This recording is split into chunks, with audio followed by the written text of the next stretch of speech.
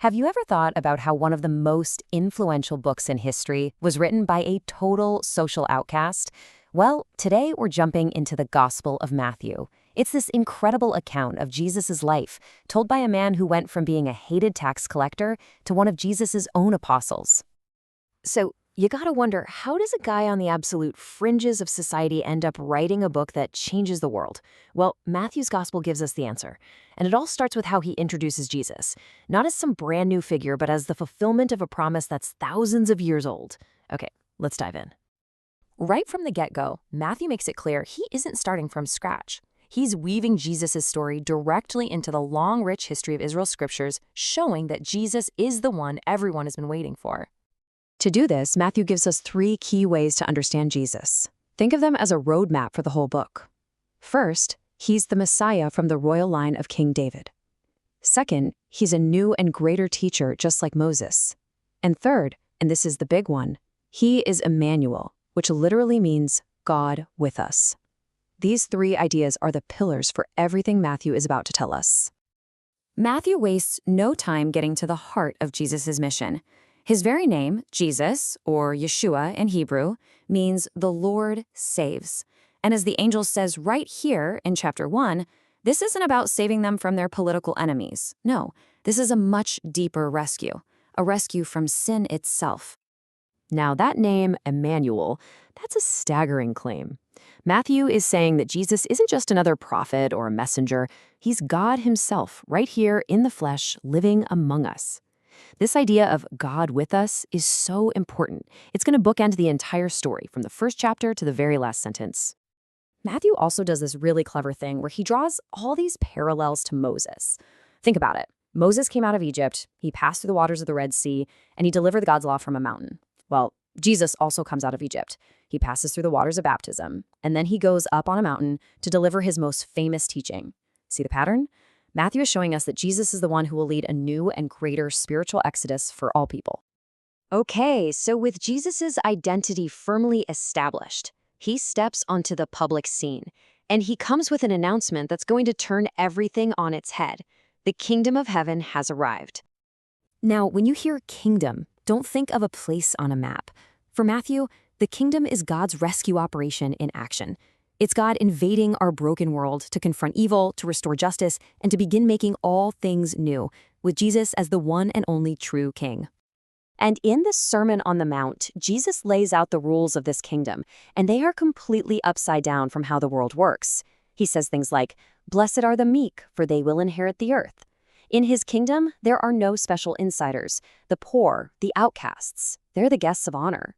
And the call isn't just to follow a list of rules, but to have a completely transformed heart that can love God, love your neighbor, and even love your enemy. Now, Jesus' words are powerful, for sure. But Matthew wants us to see that his actions are even more so.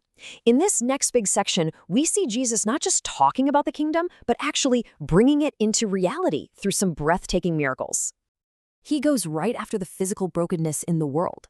He heals people with chronic diseases. He makes the blind see, the deaf hear. Every single healing is like a little preview of God's coming restoration, a sign that the king is here to make things right. And it's not just sickness. He's in a boat with his disciples in the middle of a raging storm, and with just a word, he tells the wind and the waves to be still. It's this incredible moment that shows he has authority over the chaos of the natural world itself. Then you have the time he feeds thousands of people with just a couple of fish and a few loaves of bread.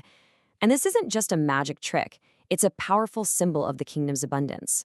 It's a picture of a generous God who invites everyone, both Jewish people and non-Jewish people, to a feast where there is always more than enough. But here's the thing. Not everybody is thrilled about this new king and his kingdom.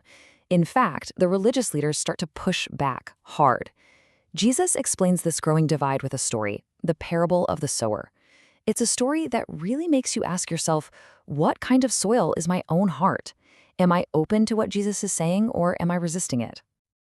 All this opposition forces a major turning point in the story.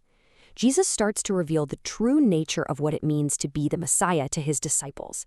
And let me tell you, what he says is going to completely shatter all their expectations about power and kingship. So here's the great paradox of Jesus' kingdom. Everyone was expecting a conquering hero, a lion who would come in and destroy Israel's enemies with military force. But Jesus reveals that he's a completely different kind of king. He's a servant king, a lamb, who will reign not by crushing his enemies, but by suffering and dying for them. And you can see this confusion so clearly with his own disciples. There's this incredible moment where Peter declares, "You are the Messiah, the Son of the living God." He gets it right. But then, as soon as Jesus explains that being the Messiah means going to Jerusalem to suffer and be killed, Peter just can't handle it. Like everyone else, he was looking for a king who conquers, not one who gets conquered. And so, that sets the stage for the final act. Jesus heads straight for Jerusalem, right into the heart of the opposition, for a final showdown. But Matthew wants us to see this climax not as a defeat, but as a victory, the strange and glorious coronation of a king on a cross. At his final meal, the Passover, Jesus takes these ancient symbols of freedom and gives them a brand new meaning. The bread and the wine, which had always been about Israel's escape from slavery in Egypt, now point to his own body and blood. They point to his sacrifice, which will bring about a new and greater exodus, freedom from slavery to sin and death for all people. And throughout the crucifixion, Matthew keeps quoting from the Old Testament, especially the prophet Isaiah. He shows us that this wasn't some tragic mistake. It was the shocking fulfillment of God's plan all along. The servant king would be rejected by his own people, and instead of judging them, he would be judged for them, taking the consequences of their sin onto himself. But the story doesn't end with death in a tomb. Not even close. On the third day, the stone is rolled away. The tomb is empty. Jesus is alive. The resurrection is the ultimate vindication. It's the final, undeniable proof that Jesus' sacrifice worked, that he truly conquered sin and death, and that he is the triumphant king over all creation. And so Matthew's gospel doesn't really have an ending. It has a new beginning. The risen king, who now holds all authority in heaven and on earth, gives his followers their mission with these words from chapter 28. And he leaves them with a promise that brings the whole book full circle. "And surely I am with you always." Emmanuel, God with us. It's not just a story. It's an ongoing mission we're all invited into. You see, Matthew's gospel is a radical challenge to how we think about power, about leadership, about what it means to be human. He gives us a king who finds glory in humility, who finds power in serving. And so the question this book leaves us with is a big one. Are we willing to live in this upside-down kingdom? And how might its values change not just our own lives, but the world around us?